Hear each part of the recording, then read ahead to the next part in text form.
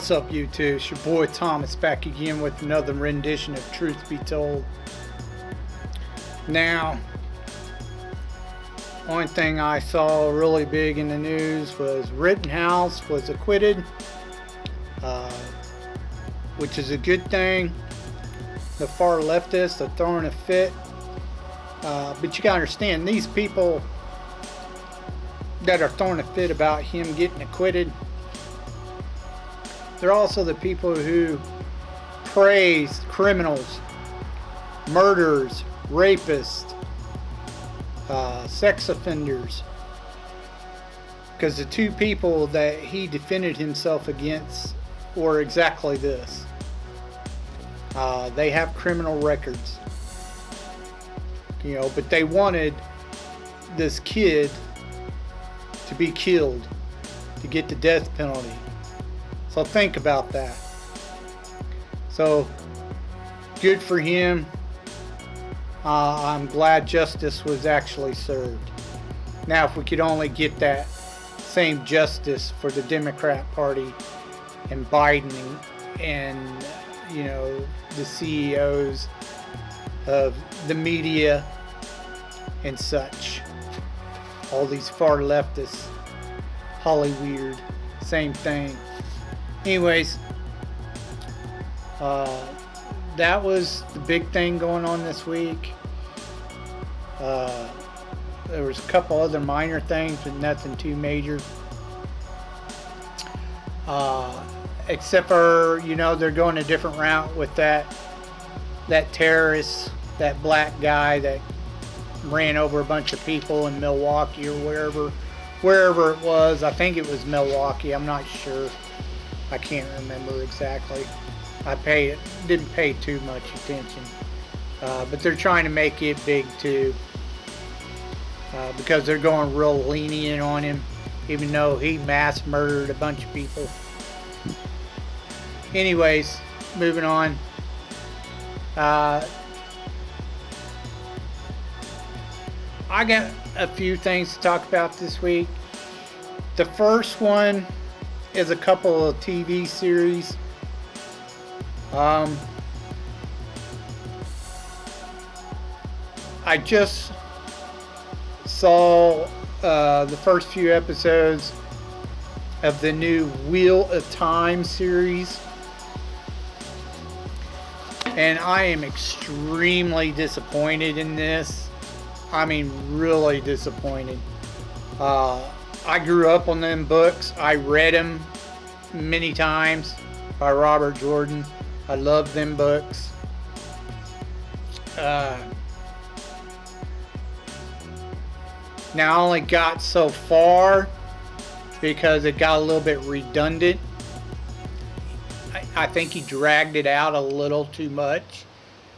But the first, 4 or 5 books were really good. I didn't really get too much further than that. Now, the reason why I am disappointed is because the show, first off, Hollyweird and its feminist writers and nonsense with diversity and that shit. I don't care if the character, if any of you have been watching my videos for a while, you know how I feel about race swapping or gender swapping, political crap in our entertainment. I'm getting tired of it, and so is many other people. People are sick of it. They race swap almost every character in the television series. Now, like I said, I don't care that it is a fantasy character. Straight from the get-go, if you're race swapping white characters and trying to call it diversity, no, you're a fucking racist. Because you don't like white people. You're a fucking racist. Plain and simple. You're supporting racism by supporting this type of show when they race swap all the characters. You're a racist. Every single one of them people who worked on that show are racist. But that's just the tip. There's so much more. The only good thing that I saw of the show was the background visuals. You know, they were great, but everything else was terrible. They completely changed the story. At least most of it anyway. They sprinkled a little bit of what was in the books in there. But they added characters and changed out a bunch of them that... And the whole feminist crap with, the Dragon Reborn could also be a female. No, it can't. That was the whole point of the fucking story in the books. The Dragon Reborn, or the Ta'veren, is what they're calling them, the prophesized ones, are the Dragon Reborn. The Dragon Reborn is male. Therefore, he would come back as a male. It specifically says that in the book. Why? It has nothing to do with equality or any of that bullshit. And it has nothing to do with the women being offensive. The only reason why they're offended is because in the books, men hold all the major power. They are the most powerful with the magic, the one power. Women cannot achieve that type of power. If they do, they die. They burn out. They can't control it. That's why they are not in super powerful positions. They hold positions of power in the book as an Aes Sedai because they want to control everything. They're control freaks. They cannot handle the fact that men are more powerful than they are. Therefore, they do not want the men to have that kind of power. So they go off neutering him or killing him whenever they catch a man who wields the one power. Unless it's the Dragon Reborn. They want to find the Dragon Reborn because he's the only one who can defeat the Dark One. They know this. Now, in the television series, they changed this. Now they're making it to where the women could also be the Dragon Reborn. And it's not possible. I'm sorry. It doesn't work. That's not how the story goes. Stop changing shit to fit your fucking feminist agenda crap. Holy weird. You suck ass. Fucking retards. Anyways. It's only the 3 males who could be the Dragon Reborn. Now there's a bunch of other shit that was changed in this. And I'm not going to get into it because this is the series that I don't intend to watch. Because they've ruined it. They destroyed what was in the books. And if I was Robert Jordan, I was still alive, I'd be fucking seriously pissed. Because they fucked with my story. Original art. They destroyed it. Anyways. Moving on.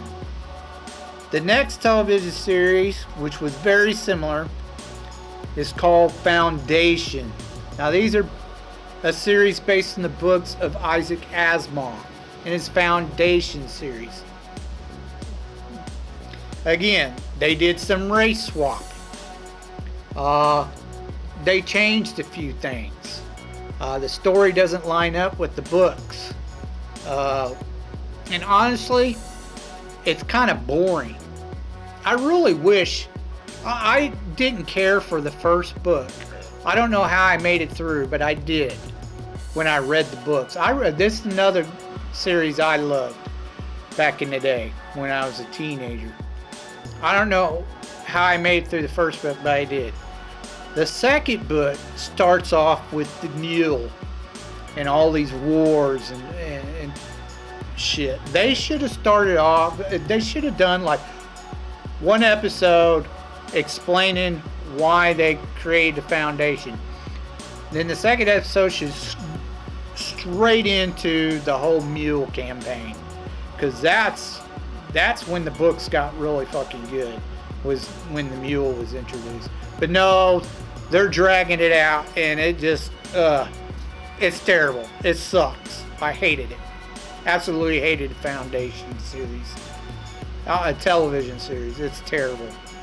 I do not recommend either of these series, The Wheel of Time or Foundation. They're absolutely god-awful. 2 thumbs down. Now, I'm not blaming the actors. It's not their fault. It's Hollywood.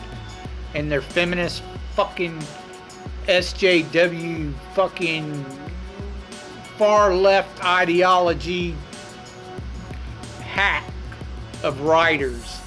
They're ignorant. They don't know how to tell a good story to save their ass. Anyways, moving on. I do have some good news, though it's not all negative. I don't know who in Hollywood wrote Ghostbusters Afterlife, but honestly, they did a decent job. It wasn't perfect, but it was decent. I watched Ghostbusters Afterlife, and I was actually pretty surprised.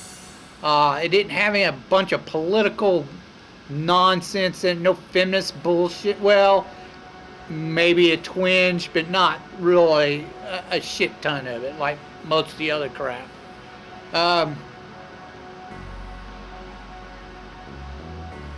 The movie was really good. With not revealing too much spoilers, of course they bring back the old crew. You don't see them till towards the very end.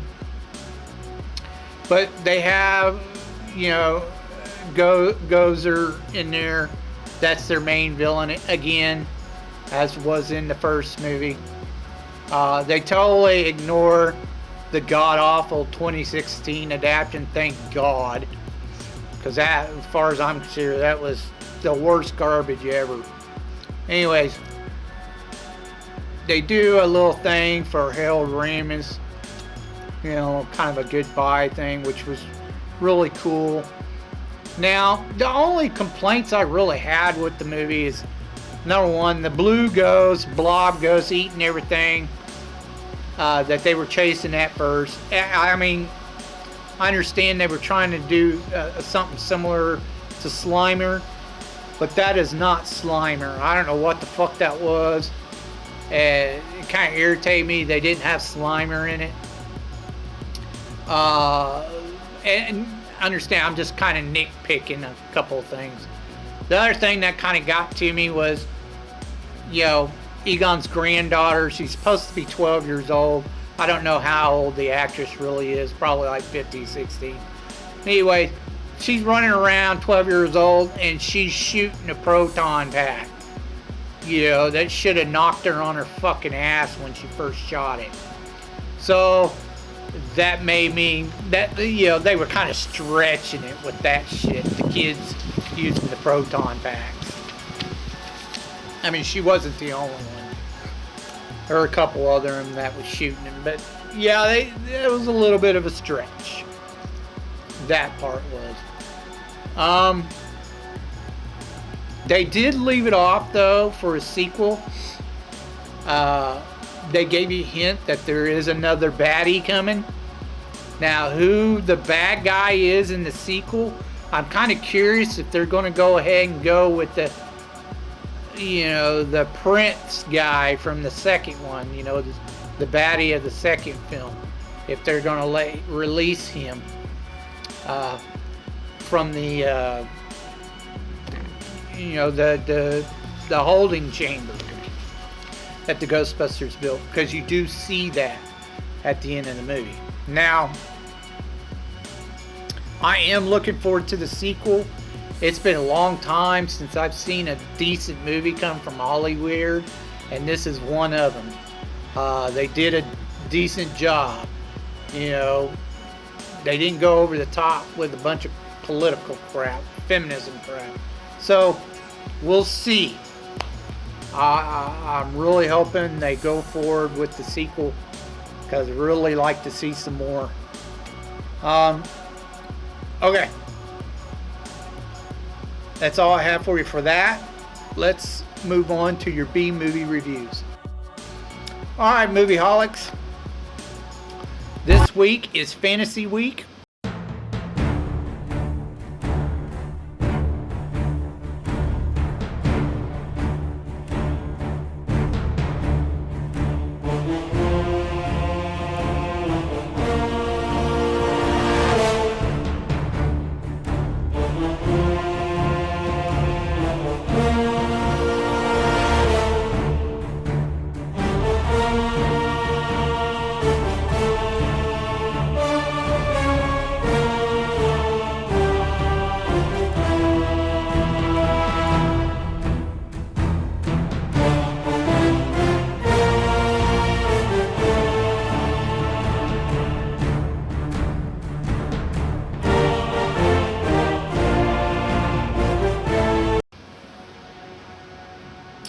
I got a couple of older movies that star Lou Ferrigno, or Ferrigno, however you want to pronounce it.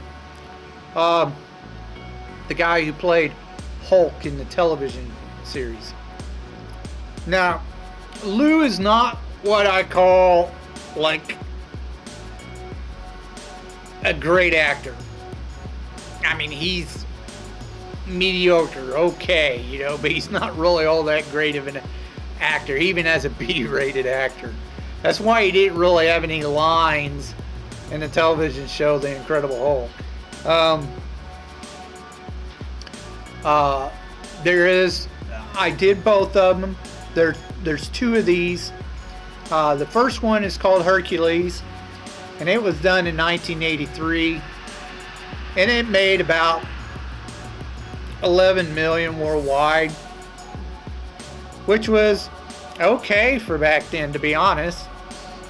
Wasn't too shabby for a cheesy fantasy movie. Now, this also starred the incredible, beautiful Sybil Danning. She was in this as well. She was a B actress queen back then. Really popular, really good looking. You might know her from, I believe she's the one who starred alongside Arnold Schwarzenegger in the original Conan. Anyways, the story basically is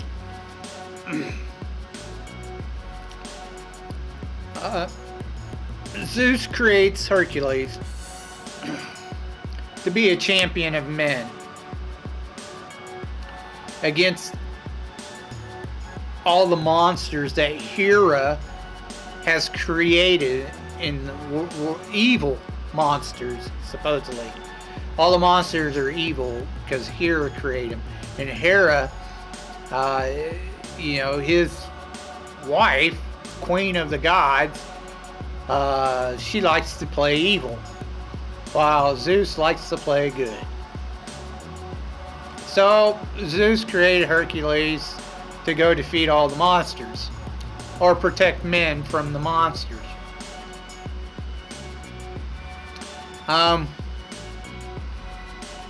Hercules mainly does this, but eventually he has to face a very evil god called Minos.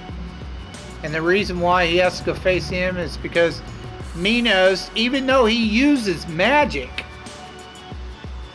claims he's a god of science.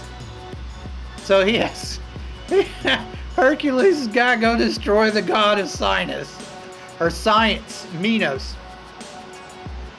Which he does. He kills him. Saves the day, saves the girl. There's always a damsel in distress. Why all these women that are around him are really good looking, I don't know. Go figure, right? It's Hollywood. But anyways, he saves the day, kills Minos. You know, he has a little bit of adventure. He's got to kill a few monsters along the way. It was really funny because the god of chaos helps Minos by creating these robotic type monsters to fight Hercules along the way. He's got to defeat like 3 of them. They're using lasers. Instead of magic, it's laser beams. They're calling it a fantasy because it's supposed to be, you know, the Greek gods and shit, but they're using a lot of tech in this movie, so it was silly and funny.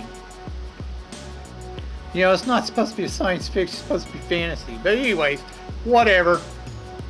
It's just kind of ironic, you know, the magic has to defeat science. It's just crazy. Anyways,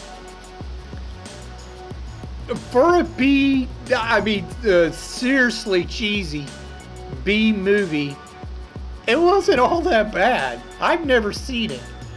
And I thought it was actually fairly decent for being so cheesy. I'm surprised it never made it to Mystery Theater 3000 or whatever. But I give it 2 thumbs up. Check it out. You know, if you just have nothing better to watch and you want to watch some cheesy 80s fantasy flick, check it out. It's not really half that bad. Just don't expect the acting to be all that great. You know, the acting was, you know, it was enough to where you could make it through the movie. It's worth the one-time see. Let me put it that way. It was decent. The sequel.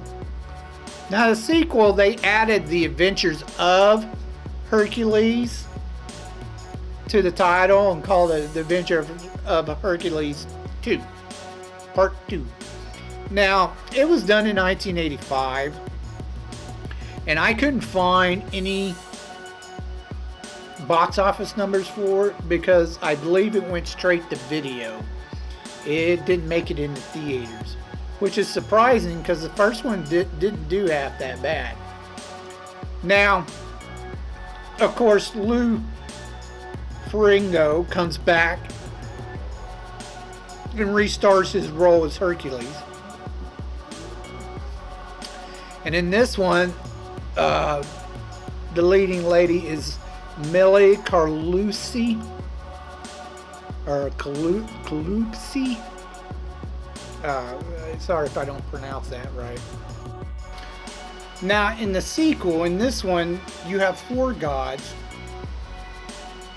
Poseidon, Hera,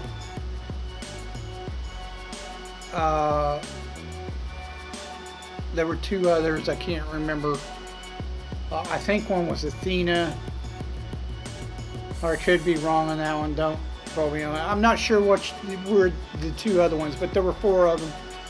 And they plotted against Zeus, stole his so-called 7 thunderbolts, and hid him within monsters. Now these 7 thunderbolts, supposedly Zeus can't keep chaos in bay and keep order of the universe without the 7 thunderbolts. So he sends Hercules down to Earth to find the 7 thunderbolts. One by one, he kills certain monsters until he has 5 of the thunderbolts. Once he gets 5 of the thunderbolts, he ends up going in towards Mount Olympus. He finds the 6th thunderbolt, getting there. Now these 4 gods, they also resurrect Minos. And Minos, with the help again of the god of chaos, comes up with a weapon to destroy the gods. He's not for the gods, he's not helping them even though they brought him back. He wants to destroy the gods and have science rule everything. He thinks men should stand on their own. Hercules is attacked by Minos and knocked out with the help of the god of chaos.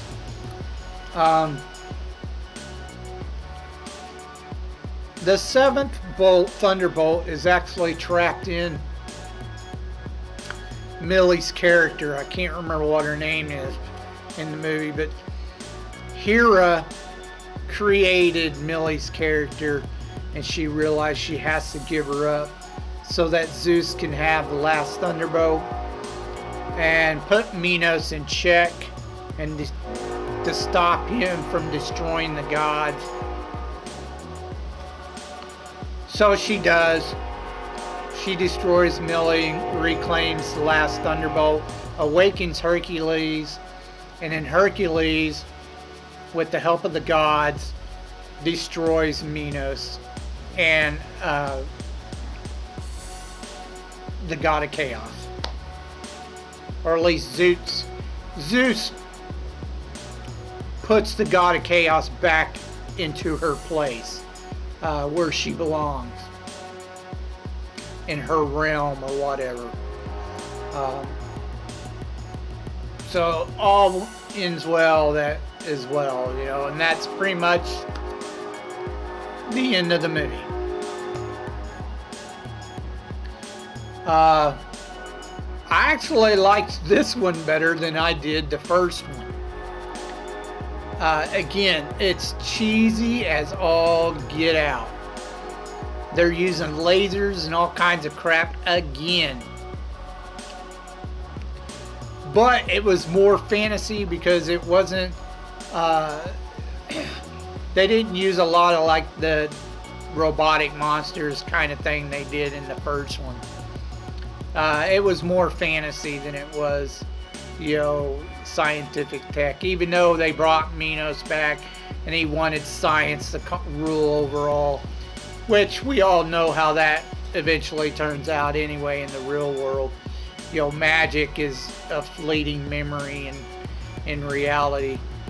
But anyways, I give it 2 thumbs up. For a one-time watch, it's decent. Like I said, I've never seen it before. I figure I'd watch it, check it out.